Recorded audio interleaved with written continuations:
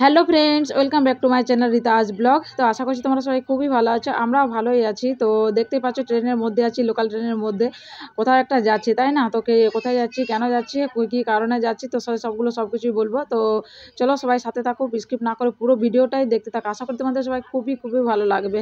তো এখন থেকে আমি আমার ব্লগটা শুরু করছি। তো এখন বাজে বিকেল 3:30। 3টের সময় আমরা লোকাল ট্রেনে চেপে পড়েছি। তো পিহুকে ঘুম ঘুম চোখে আছে একদম, পুরো ওকে ঘুম থেকে তুলে নিয়ে সোজা ডাইরেক্ট ট্রেনে চেপে পড়েছি। 3টা 10-এর ট্রেন, আর আমরা বাড়ি থেকে বেরিয়ে হয়েছি 3টা 5-এ।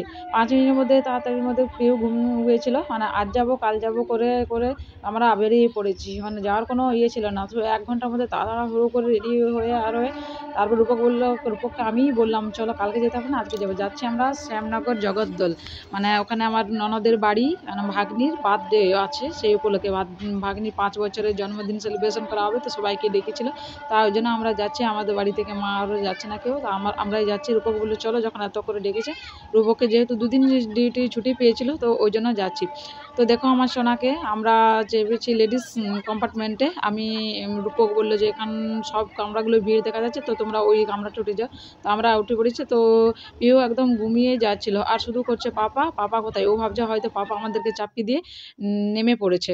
তো ওকে বললাম যে না, পাপা অন্য রুমে কামরায় আছে। আর একবার করে স্টেশনে, যে স্টেশনগুলোতে দাঁড়াচ্ছিল, তো রূপক একবার করে দেখা দিতে আসছিলো, তো ওই জন্য ও আরও করছিল।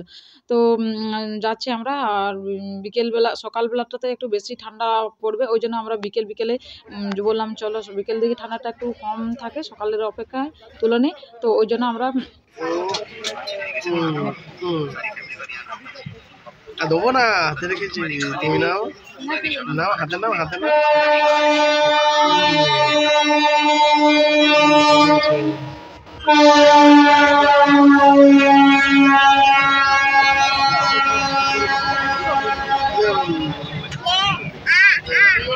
এই দেখো এখন দেখতেই পাচ্ছ রূপকের সাথে আমরা আবার হয়ে গেছি। রূপকে ফোন করে জানালাম পিউ শুধু তোমাকেই চাইছে, তো ও বললো ঠিক আছে পরের স্টপেজে নেমে যাই। তো পরের স্টপেজে 2 মিনিটের মধ্যে তাড়াতাড়ি নেমে গিয়ে রূপকের সাথে আমরা আবার চলে গেছি। তো ওই দেখো রূপকে পেয়ে অনেকটা বদমাশি করছে, আর ওই কম্পার্টমেন্টে ওই জন্য একদম পুরো বোর হয়ে যাচ্ছিল, মানে ওর পাপাকে থাকলে ওর সাথে একটু বেশি এন্টারটেন হয়ে যায়।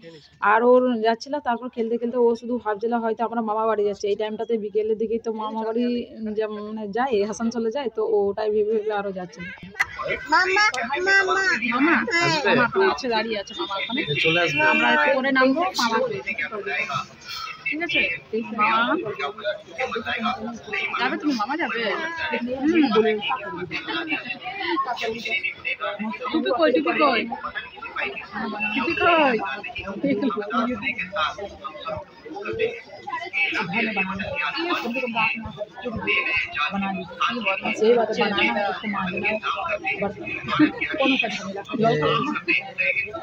জল খাবে, জল খাবে।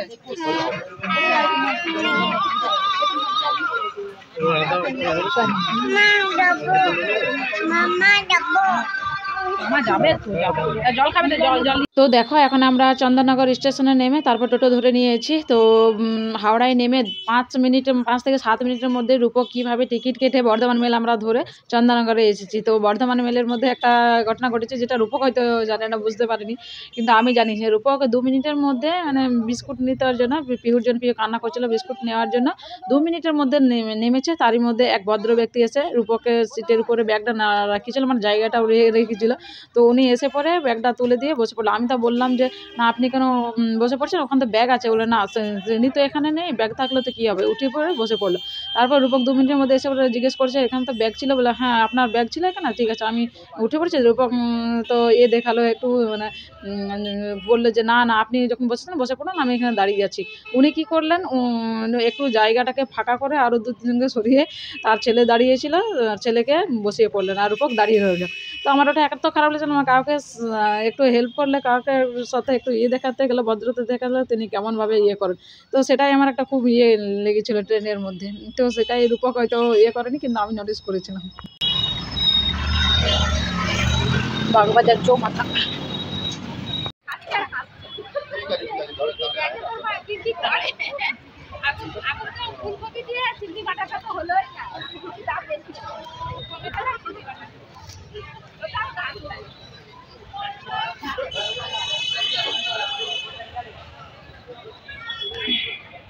তো আমরা দেখো এখন চন্দননগরে নেমে তারপর এখন ফেরিঘাটে এখানে চলে এসেছি। চন্দননগর প্রথমবার ইয়েতে এসেছি এখানে।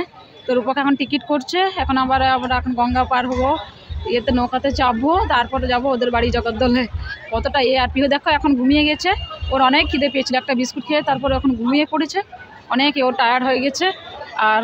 আর কি তারপরে এখন আমরা যাব, তারপরে গিয়ে আবার কথা বলবো। আর কথা বলতে পারবো কিনা জানি না, কতটা আবার এখন যেতে হবে, আর মনে হয় 1 ঘন্টার মতো যেতে হবে নাকি।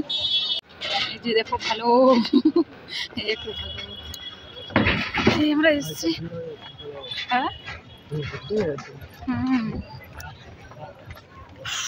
ফেরিঘাট। এখন আমরা আবার ইয়েতে করে যাব। কতটা টাইম লাগবে জানে না, কি জানি। পিউ ঘুমিয়ে গেছে, এবার তুমি পিউকে কোলে নেবে। চলো। এ বাবা, এখানটা কি বাবা, কি অবস্থা, কোথায় চাপবো কোথায়।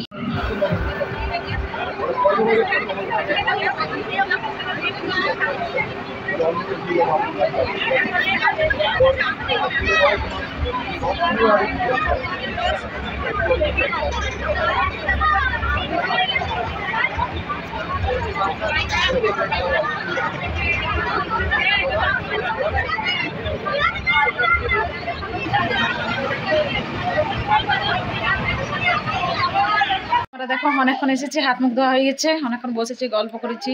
আর ওই দেখো মামা ওখানে ঘুমোচ্ছে, ছোট মামা। তো অনেকক্ষণ এসেছি, তারপর ভাবলাম ভিডিওটা একটু স্টার্ট করি। সারা এই দিনটা তো আসা যাওয়াতে কেটে গেল। তো এখানটা হচ্ছে জগদ্দল, শ্যামনগর, এখানটা হচ্ছে বাড়ি, আমার ননদের বাড়ি।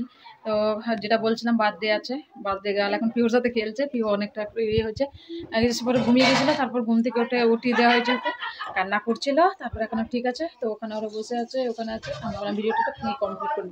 তো কালকে বার্থডে আছে, কালকে হচ্ছে 28 তারিখ, 28 ডিসেম্বর বার্থডে। তো ওই জন্য আমরা এসেছি। আর এই প্রথমবার আসলাম, প্রথমবার ফেরিতে চাপলাম, 2 মিনিটের মধ্যে নেমে গেছে অবাক আমি। তারপর আবার ওখান থেকে টোটো, প্রথমে আমাদের ওখানে লোকাল ট্রেন, তারপর আবার হাওড়ায় ট্রেন, তারপর আবার টোটো, তারপর ফেরি, তারপর আবার টোটো।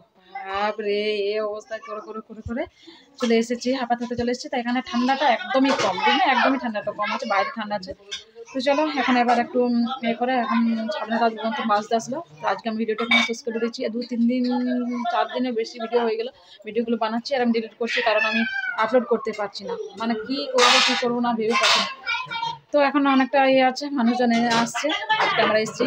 আর এটা হচ্ছে রূপকের ছোট মামা। এই তো ওই তো বার্থডে গার্ল, এটা হ্যালো করে দাও তো। আমার কালকে বার্থডে, তোমরা সবাই আসবে, বল তোমরা আমাকে সবাই আসে, বল তোমরা সবাই আমাকে, বল তোমরা আমাকে সবাই আশীর্বাদ করো, বলো। এই তো বার্থডে গার্ল। আর এই যে আমার ছেলেটা ঈশা দিদির সাথে খেলছে। জল আছে তো ওখানে, পড়ে যাবে, যাবে না, জল আছে পড়ে যাবে পিহু। এই যে খেলছে, ও যে ঠাকুর। হ্যাঁ আচ্ছা, খাবার নিয়ে চলে এসেছে।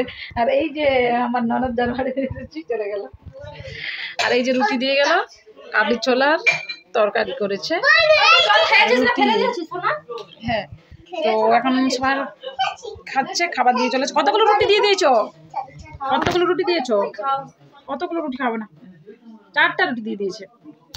তখন রুটি দিয়ে দিয়েছে, এখন খেয়ে নেবো একটু। ওর খেয়ে নিচ্ছি, পিওকে আমি একটু ভাত খাইয়ে দিয়েছি, ভাত বানিয়ে দিয়েছিলাম, ওকে ভাত খাইয়ে দিয়েছি। তো চলো আজকে আমি ভিডিওটা এখানেই শেষ করে দিচ্ছি, আর বেশি বড় করছি না। আর আমরা টায়ার্ড হচ্ছে, আমরা একটু ঘুমোবো। দুপুরবেলা খেয়ে তাড়াতাড়ি রেডি হয়ে, মানে আজকে আসবো কিনা আসবো করে তাতে আজকে বেরিয়ে চলে এসেছি, বাস চলে এসেছি, পৌঁছে গেছি। তো চলো আজকে ভিডিওটা আমি এখানে এন্ড করছি। ভালো লেগে থাকলে অবশ্যই লাইক করে দিও, সাবস্ক্রাইব করে দিও চ্যানেলটাকে, অবশ্যই কমেন্ট করে জানিও, ঠিক আছে?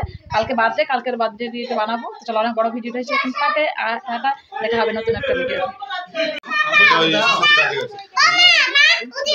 বস গাড়ি সাইকেল তো ভেঙে যাবে রে। বস এখানে